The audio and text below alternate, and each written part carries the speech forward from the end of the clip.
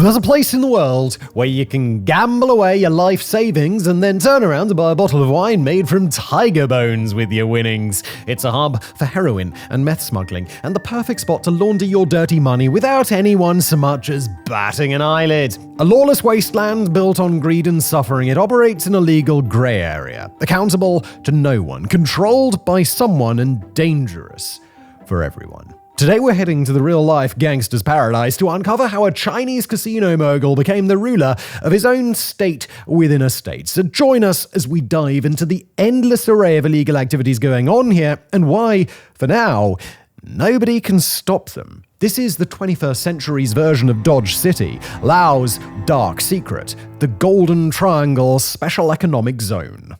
Perched on the banks of the Mekong River, where Laos, Myanmar, and Thailand converge, lies the notorious Golden Triangle. It earned its name as one of the world's key hubs in the global opium trade. The Mekong River, which snakes through several Southeast Asian nations, provides an ideal route for transporting goods to international sea lanes. But it's not just legal goods making their way downstream. This river has long been a lifeline for the region's illicit trade as well. Smugglers have operated here for decades, far from the watchful eyes of government officials. On the southwestern side of the river sits Thailand, a regional economic powerhouse supported by Western allies. To the northwest, you have Myanmar, ravaged by civil war, where desperate farmers often turn to opium cultivation just to survive.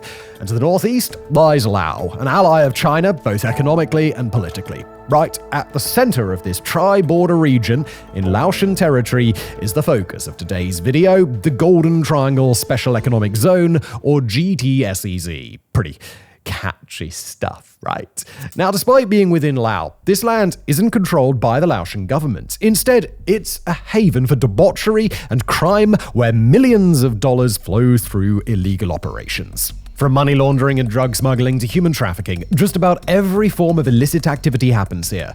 Media outlets describe the GTSEZ as a modern-day Wild West, a lawless zone with little government oversight to rein in the chaos.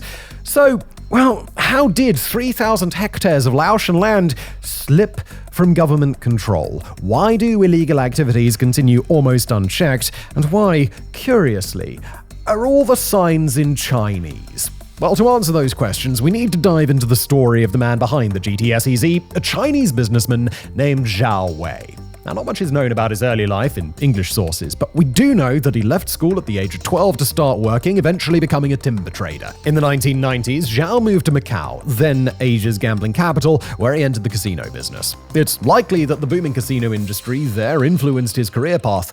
He's believed to be a veteran of the Chinese gambling scene, having made much of his fortune running casinos in Mongla, a town on the Myanmar-China border. Those casinos catered to Chinese tourists looking to bypass China's strict ban on domestic gambling. In 2005, one of Zhao's casinos took a group of Chinese citizens hostage over unpaid gambling debts. When reports surfaced that Chinese officials had been gambling with state funds, Beijing stepped in, closing the border crossing into Mongla and cutting off the town's power. This effectively killed the casino industry there overnight, which may have prompted Zhao's move to Laos. In Laos, Zhao managed to build some powerful connections, particularly in Vientiane, the capital city. In 2007, the Laotian government, eager for investment, agreed to establish the Golden Triangle Special Economic Zone, granting Zhao a 99-year lease on a largely undeveloped piece of land. The deal essentially gave Zhao free rein over the area, with the government reasoning that if this successful Chinese businessman could bring development in exchange for a little autonomy, it was simply worth the trade-off. Zhao, now the de facto ruler of this 3,000-hectare patch of Laos, wasted no time. He oversaw the construction of all sorts of infrastructure, from a 6-lane highway lined with palm trees to hotels, houses, and most importantly, a casino. His company, King's Romans Group, invested hundreds of millions of dollars into the region, according to the Berkeley Political Review. The lease on the land runs until 2106, at which point the now developed area is, in theory, supposed to revert back to Laos. A byproduct of this deal was the near total absence of governance in the region. Zhao effectively became the ruler of his own little kingdom. He and his associates wrote the laws, and a private security force was brought in to maintain order. It was a state within a state where Zhao made all the rules. The GTSEZ always given the autonomy to police itself, meaning Laotian authorities could only enter with Zhao's permission. Naturally, this lack of government oversight from any of the countries in the Golden Triangle turned the zone into a gambler's paradise. The King's Romans casino quickly attracted Chinese tourists who poured money into Zhao's pockets. But this is the Golden Triangle after all. The absence of law enforcement also made the GTSEZ a magnet for more illicit activities, particularly those that criminal organizations wanted to keep out of sight. It wasn't long before drug traffickers moved in, using this lawless strip of land to transport materials down the Mekong. According to Bloomberg, Zhao, as the region's landlord and facilitator, likely takes a cut of these illegal profits. There was a brief moment of heightened oversight when China started keeping a closer eye on the GTSEZ. In 2011, a notorious gangster named Nor Cam killed 13 Chinese merchants, or smugglers, depending on who you ask, on the Mekong. Outraged, Beijing responded by sending armed gunboats down the river to crack down on smuggling. But bribery and corruption still allowed traffickers to move goods through the zone. Nor Cam was eventually captured, extradited to China, and executed for his role in the murders. However, Bloomberg reports that some regional security experts believe Cam was not the true mastermind behind the killings. This has led to speculation that China used the incident as a pretext to eliminate a problematic criminal. Regardless, with Cam out of the picture, Zhao emerged as the dominant force in the Golden Triangle, a position he and his company continue to hold with little opposition to this day.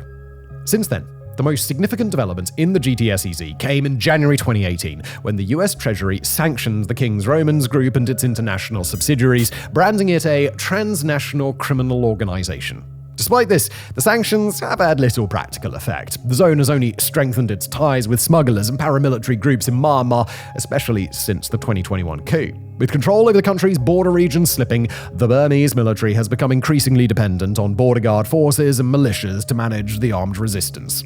This reliance has weakened their ability and their willingness to crack down on their allies' illegal activity, creating the perfect environment for Zhao to act as a middleman.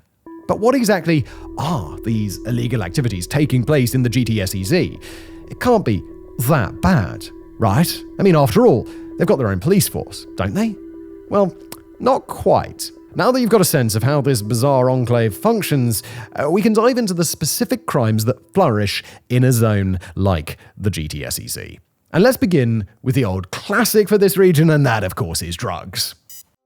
Now, as we've touched on, drugs are far from new in the Golden Triangle. Corruption keeps the drug trade alive, pushing illicit substances from the region into global markets. Jeremy Douglas, the UNODC's regional representative for Southeast Asia and the Pacific, told Al Jazeera that corruption is deeply embedded in the drug trade. He explained, quote, "In essence, what I'm describing is the chain. From source to export to end market involves corruption." End quote. Opium, once a key cash crop for farmers in conflict zones, helped fund armed groups across the Golden Triangle. By the 1970s, it was the world's largest source of illicit opium. This declines in the 1990s due to cultivation bans and a market shift toward methamphetamines, but opium production still continues today. According to Douglas, this isn't because farmers love growing opium, but because they have no other viable options. Quote, "Our understanding from the farmers after years of talking to them is that they're ready to give up opium. They turn to it when they don't have other choices." End quote. Armed militias overseeing drug production, however, encourage farmers to keep growing it. And who are they to refuse such powerful figures? Efforts to combat the drug trade in the Golden Triangle and the GTSEZ have largely failed. Al Jazeera reports that synthetic drug production, especially meth, has surged since the mid-2010s, creating new markets for narcotics. The booming drug trade in the Golden Triangle has also enabled other criminal enterprises in the GTSEZ to flourish. In fact, this system seems to have been designed that way.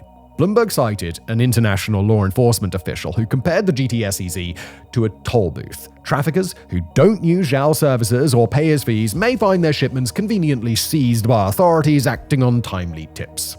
Opium is now making a comeback in the region. After the Taliban returned to power in Afghanistan, they slashed opium production, causing global heroin prices to skyrocket, enriching the Taliban as a result. But this opened the door for others, like the Golden Triangle, to undercut Afghanistan with cheaper supplies. The drug trade has fueled the rise of another major crime in the GTSEZ, which, when combined with another vice, creates a dangerously toxic mix. Southeast Asia has long been a haven for gamblers, attracting people from all over the region eager to risk their hard-earned money. As mentioned earlier, gambling is illegal in China, so many Chinese citizens travel abroad to indulge, which is how Zhao built his fortune and why the GTSEZ attracts so many Chinese visitors. The only casino in this small region is the King's Romans Casino, owned by Zhao and his associates. Given Zhao's background in the Chinese gambling industry, it's no surprise that the casino was the first thing built when development began in 2007. Every year, droves of tourists, mainly from China, flock to the GTSEZ to gamble, generating staggering profits for the casino. If casinos were profitable, they simply would not exist. But behind the glitz and glamour of the casino, there is a darker side. The GTSEZ's loosely regulated gambling industry makes it an ideal place for criminals, particularly those in the drug trade, to launder their illicit cash. By converting dirty money into poker chips and cashing them out, criminal organizations can legitimize their proceeds. UNODC's Jeremy Douglas has explained the link between drug profits and casinos, noting, increasingly large drug profits have had to move somewhere, and casinos have played a special role in recent years. The quote ends. Now, to avoid raising suspicion, some of the money is gambled away to blend in, but the bulk is successfully laundered. With little oversight, the King's Romans Casino faces no real accountability unless both the Laotian and Chinese governments intervene, which is pretty rare. And money laundering doesn't stop at the casino doors. The UNODC and other agencies have identified the GTSEZ as a hub for laundering money through a network of criminal groups from Taiwan to Myanmar, using methods like cryptocurrency, underground casinos, and shadow banking to move their illegal earnings. But even more sinister activities lurk behind the scenes. One of the most horrifying aspects of the GTSEZ is human trafficking, which often relies on money laundering to stay off the books. According to the Berkeley Political Review, reports from independent journalists and NGOs have exposed scam centers staffed by human trafficking victims. People from Thailand, Nigeria, Brazil, and other countries are lured to the GTSEZ under false pretenses with promises of legitimate jobs. Once they arrive, their passports are confiscated, and they are forced to repay their travel expenses by working on these scams. These scams range from honey traps, where women lure wealthy men into parting with their money, to fraudulent cryptocurrency schemes. While some work in these operations as paid employees, others are held against their will, effectively enslaved in a system of exploitation that thrives in the lawless GTSEZ. Crisis Group identified 4 high-rise buildings in the GTSEZ, each heavily guarded with barred windows and razor wire fences. Locals reported to the organization that people were being held inside. Bloomberg further revealed that one of these buildings had air conditioning units next to nearly every barred window on the upper floors, suggesting the space had been divided into small units, or maybe more accurately, cells. According to victims, those forced to work in the scam centers face brutal punishments if they don't meet their quotas. One Thai victim recounted seeing a man beaten so severely with a leather whip that his blood covered the floor, while others were locked in rooms without food. She was fortunate enough to escape and return to Thailand. But this is just a part of the grim reality. Crisis Group reports widespread human trafficking, not only of scam center workers, but also of young women exploited for sex within the zone. It's impossible to determine exactly how many people are being held against their will, but the U.S. Institute of Peace, a Congress-funded research group, estimates there could be as many as 85,000 trafficked individuals in Laos, with the majority likely in the GTSEZ. The UK government's travel advisory for the area is chillingly clear. Be extremely cautious in Bokeo province, particularly near the borders with Myanmar and Thailand and around the Golden Triangle Special Economic Zone. Armed groups carry out employment scams and drug trafficking in this area. This clearly serves as a stark warning of the dangerous reality beneath the GTSEZ's surface. Scam centers have become so prevalent in the Mekong sub-region that Interpol issued a global alert, warning that their rapid spread poses a serious and imminent threat to global public safety. This appears to be the tipping point, prompting the Chinese and Laotian governments to finally take action. Beijing, motivated in part by growing concern over Chinese citizens being lured into these operations, has started cracking down on online scamming centers in the region. After all, it ain't a good look for a zone run by a Chinese businessman to host human traffickers targeting Chinese nationals. In response, the Laotian government, likely under pressure from Beijing, issued an ultimatum to the scam centers, giving them until August 25, 2024 to shut down and leave the GTSEZ. That deadline, of course, has now passed, and many individuals have begun to be arrested and deported from Laos. Interestingly, while Laos and China seem to turn a blind eye to other illegal activities in the zone, they've drawn a hard line on the scam centers. But why? Well, beyond the obvious moral issues, human trafficking is simply just bad for business. Even Zhao, the de facto ruler of the zone, knew better than to resist the combined might of China and Laos. A significant number of Chinese nationals have been deported from the zone, which suggests Beijing is serious about punishing those involved in these operations. However, it's likely that many of the deported individuals were actually victims of trafficking themselves, caught up in these scams, and now facing an uncertain fate back home. Chinese security officials have taken part in the raid, signaling just how serious the effort to root out the scam centers has become. However, it remains to be seen whether this crackdown will truly solve the problem. Similar attempts to tighten security, such as in drug enforcement, have not resulted in any lasting change. The real test will be whether human trafficking in the area decreases as a result. Unfortunately, many scam centers and online gambling operations are simply relocating to Myanmar to avoid the crackdown. With Myanmar's ongoing conflict, criminals can easily slip into lawless regions beyond the reach of government oversight. As with most cross-border issues, solving human trafficking in the GTSEZ will require a concerted effort from all involved nations.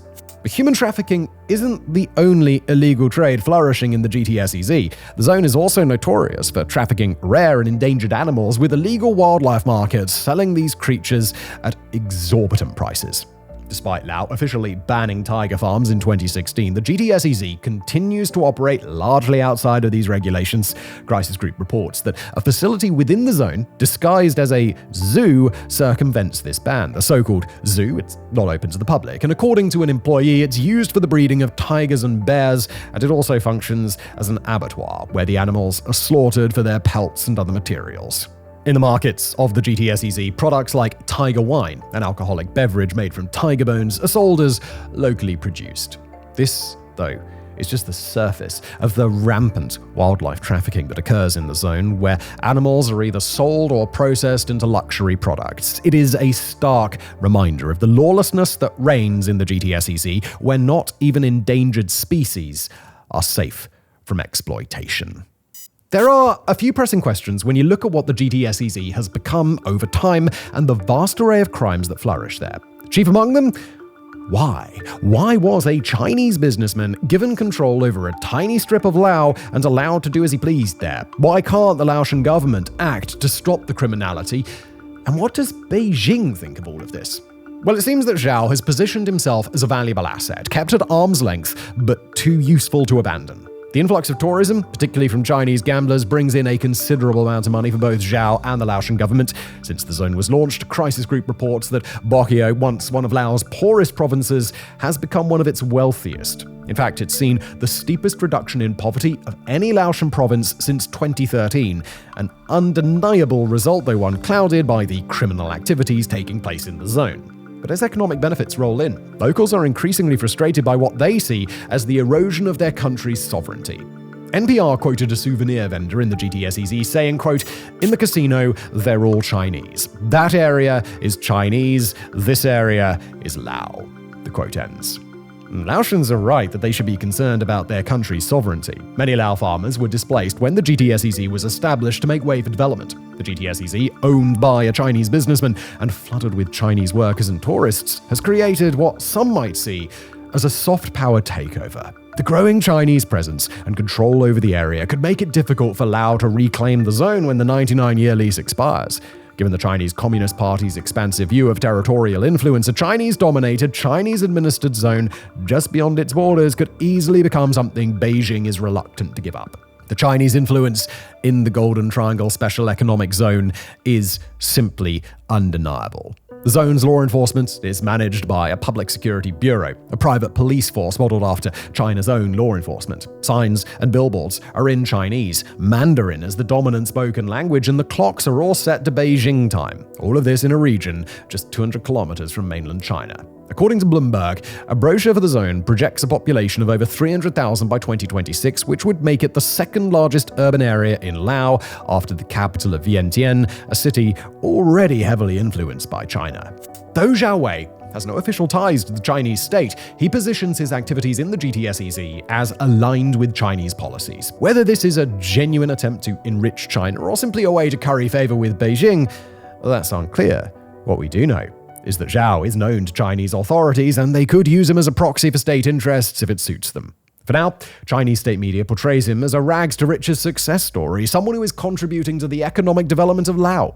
Conveniently, little is said about the darker activities in the zone. But Zhao is a small fish in a big pond, and in a region with much larger geopolitical interests, his usefulness might be the only thing keeping him from being eaten by larger powers. As for the Laotian government, they are far from oblivious to what happens in the GTSEZ. In fact, they're complicit. The crackdown on scam call centers shows that Vientiane can act when it wants to, but they have little incentive to curb other illegal activities in the zone. In 2007, the Laotian government was granted a 20% equity stake in the GTSEZ, meaning that not only do they benefit from Zhao's toll booth system, but a portion of the profits from King's Roman's group flows directly into the government's coffers. This arrangement effectively leaves Zhao as the sovereign ruler of a small slice of Laos. The Laotian government, which is ideologically aligned with Beijing, has no real motivation to rein him in. First, he's economically developing the area. Second, he's making the money. And third, arresting him would risk angering China, which Laos is keen to avoid. Legally, the Laotian government's hands are pretty tied as well. The land was leased until 2106, and they need Zhao's permission to even enter the zone. The investment was desperately needed, and the autonomy granted was the price Laos paid. This creates a situation where not only is the Lao government powerless to act without approval from either Beijing or Zhao, but they are actively disincentivized from addressing the issues. According to Berkeley Political Review, investments from the King's Romans group in the GTSEZ account for more than 10% of Laos' entire GDP. And yeah, the zone is rife with smuggling, scams, human trafficking, and the drug trade. But for Laos, it begs the question, why kill the golden goose that is fueling their economy? So, what lies ahead for the GTSEZ? With the lease set to expire in 2106, the zone has many decades before the inevitable political showdown over what has essentially become a Chinese enclave on Laotian soil. For now, the zone continues to expand, both within its current borders and beyond. 70% of the land remains forest, tills, and nature reserves, providing ample room for future development. The construction of luxury villas along the Mekong is aimed at attracting wealthy businessmen, especially given the region's minimal government oversight. Meanwhile, the continued development of hotels and an airport, first operational in 2021, will further boost tourism. Direct flights from mainland China make it easier than ever for tourists to reach the zone. To enhance the appeal, Chinese entrepreneurs are even building a replica of Venice, complete with a water street beneath the casino. But as tourism grows, so do crime and inequality. The GTSEZ isn't just catering to tourists. Over 2,000 hectares of nearby land is being developed into a massive port facility that will complement the city. In 2020, a King's Romans group subsidiary reportedly paid $50 million for a majority stake in the Ban Mon Port Development Project, located just a few kilometers upriver from the SEZ. This port, expected to cover an area 2/3 the size of the zone itself, will feature offices, hotels, and warehouses. Crucially, it will handle all cargo entering the zone via the Mekong. Given the GTSEZ's reputation for smuggling, this port could become a smuggler's dream.